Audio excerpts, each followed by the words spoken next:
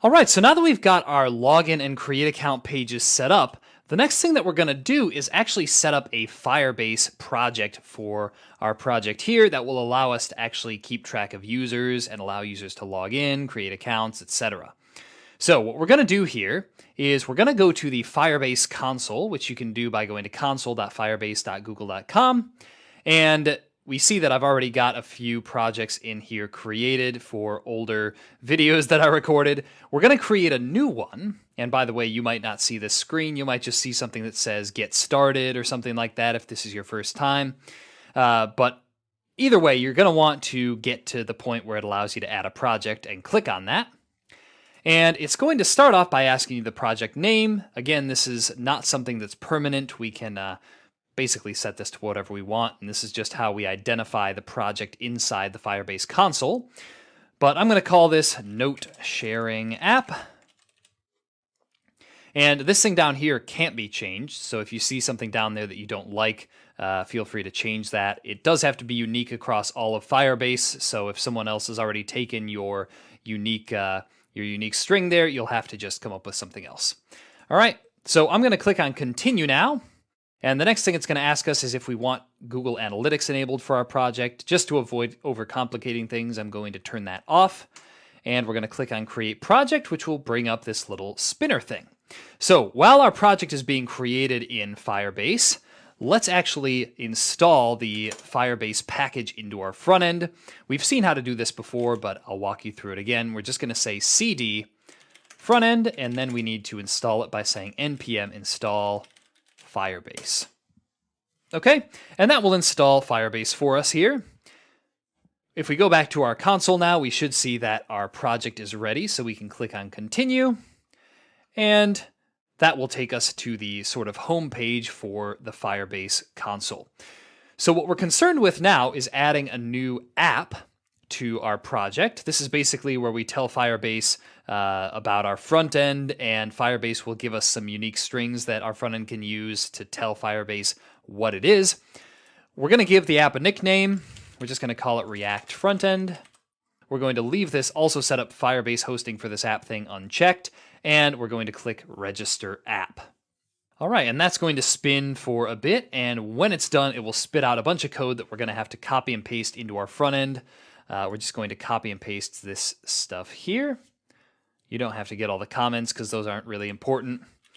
Okay, it looks like it's finished installing Firebase into our front end, which is great. So let's open up our index.js file in our front end. And this is where we're going to paste the code that we have. Actually, instead of doing that, I changed my mind. What we're going to do is we're going to create a new folder, which we'll call Firebase. We're going to create a new file in there, which we'll call setupfirebase.js. And that's where we're going to put the code, right? Just to keep it out of the main core of our application. It's generally a good idea to do stuff like that, both for just avoiding vendor lock and just for keeping your code a little bit cleaner and easier to find things, I suppose. So I'm going to just delete these comments here since we don't need them. And that should be all we need to do to initialize our app. Well, actually what we're going to need to do is export a function that will call these things. We're going to say const initialize app. Actually, we're going to need to call this something like setup Firebase. And inside here, we're going to say Firebase config and initialize app. And we don't need this const app thing since we're not actually using that. All this will do, we're going to need to call this from inside our index.js file, and that will take care of connecting our front end to our Firebase project in the cloud. So all we have to do now is just import that setup Firebase thing we just created. We're going to say setup Firebase from /Firebase/setup Firebase. And then before we call react dom.render, right, before we render all our components into the browser, we're going to say setup Firebase, and that will take care of all of the setup for us, okay? So now that we've done that, we're going to need to go back to the Firebase console here, click Continue to Console, and we're going to need to set up Firebase Auth now. So just click on this authentication thing over here on the left-hand side. That's going to bring us to a page that looks like this. You can click Get Started. And all this is going to want us to do is tell Firebase what ways we want to allow our users to sign up. So for that, we're going to use email and password. We're going to click enable on this top one here. That's the only one we want for now. And we'll click save. And then we're just going to want to add a fake user that we can log in with. Okay, so we'll click add user. We're going to give the email, we'll say john@gmail.com. And password will be abc123 just for ease of typing. Now we can click add user and that will create that user for us, which we should be able to log in with in our front end. Okay, so the other thing that we have to do now in our front end, now that we've actually set up Firebase and everything, we need to make it so that our login and create account pages actually do what their name suggests and log the user in or create an account for the user. Now, as you may remember, this is actually a very easy thing to set up. All we need to do is up here at the top, we're going to import something from the Firebase package. We're going to say import get auth from Firebase/auth. And then down here, when the user wants to log in, okay, so all we're going to have to do here is we're going to have to say await sign in with email and password, and we're actually going to have to import that from Firebase Auth as well. I'm just going to add that to our imports. We're going to say sign in with email and password. And we're going to have to pass get auth called as the first argument. Right, that'll give Firebase the reference to the current Firebase Auth object that it's looking for. And as the second and third arguments, we're going to pass the email and password that we're bubbling up from the login form. Okay, so that should take care of logging the user in. And after that happens, we're just going to push them to the note page. So let's do the same thing now for our create account page. We're going to open that up, say create account page.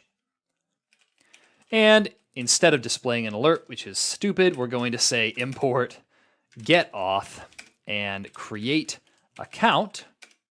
Actually, that's not what it's called. It's called create user with email and password from Firebase/auth. Oops, not Firebase, Firebase/auth. And then down in create account here, we're going to say await create user with email and password. Okay, we're going to need to pass get auth called as the first argument there, and then we need to pass the email and password as the second and third arguments. And you might be noticing that we're not using this confirm password thing yet. If you really want to use it right now, we will come back to that when we talk about error handling. But if you want to use it now, you can just say if password is equal to confirm password, then do what we have here, right? Otherwise, we'll just leave it blank for now. Okay, we'll come back and correct that and actually have it display errors and stuff later on. Okay, so both of these things should work, so let's test them out in turn. First of all, we're going to test out our login page.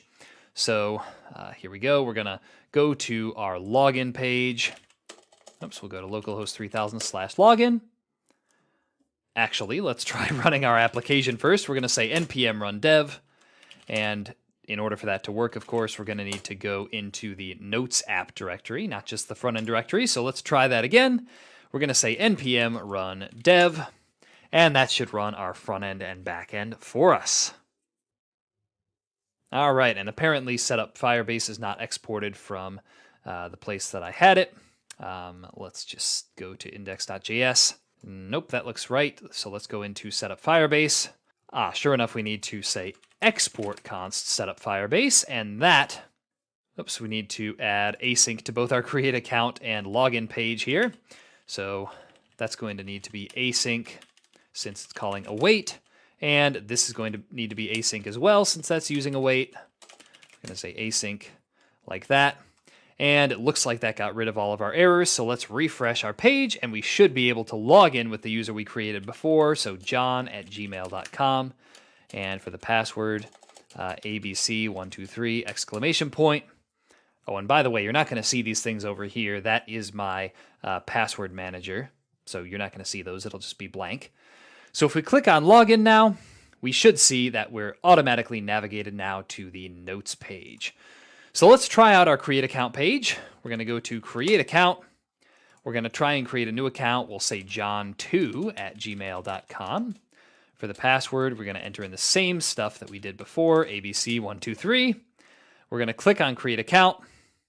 And that should send us to our notes page as well. And if we go back to the Firebase console and under authentication, we should see that a new user has showed up after calling create account. And sure enough, John too is in there. Well, it looks like our create account and login pages are working correctly. So I hope this has been informative for you, and I'd like to thank you for viewing.